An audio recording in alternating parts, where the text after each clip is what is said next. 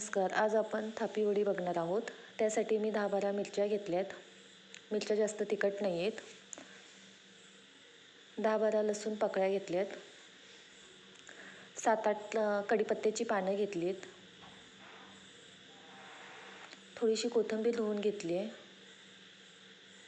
व 1 चमचा जिरे घेतले. हे पाणी न टाकता वाटून घेते. 1 वाटी पिठासाठी त्याच वाटीने मोजून 1 वाटी पाणी घेतलं आहे. सुरुवातीला अर्ध वाटी पाणी टाकते व गुठळ्या मोडून घेते पिठाच्या. राहिलेलं अर्ध वाटी परत पाणी टाकते. अशा पद्धतीने केल्यावर पिठाची गुठळी तयार होत नाही. 3 चमचे तेल घेतलं आहे कढईत. त्यात 1 चमचा मोहरी टाकली आहे. थोडं पाव चमचा हिंग टाकलं आहे व केलेलं वाटण टाकून घेते. वाटण व्यवस्थित परतून घेऊया. त्यात हळद टाकून घेते अर्धा चमचा व अर्ध वाटी पाणी टाकून चवीनुसार मीठ टाकून घेते.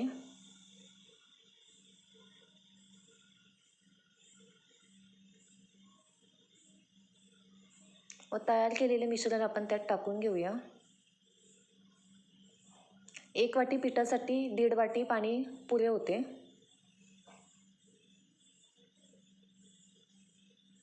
एवढं प्रमाण ठेवल्यावर वड्या छान पडतात. व्यवस्थित हलवून घेऊया. तुम्ही बघत असाल गुठळी झाली नाही आहे.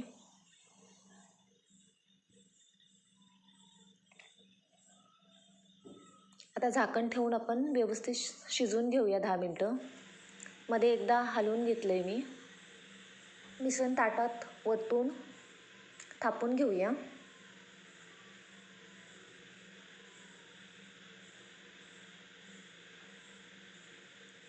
आधी चमच्याने एकसारखं करून घेते. तुम्ही बघत असाल चमच्याला सुद्धा पीठ चिटकत नाही आहे. आपलं थापी वडीचं पीठ व्यवस्थित शिजले.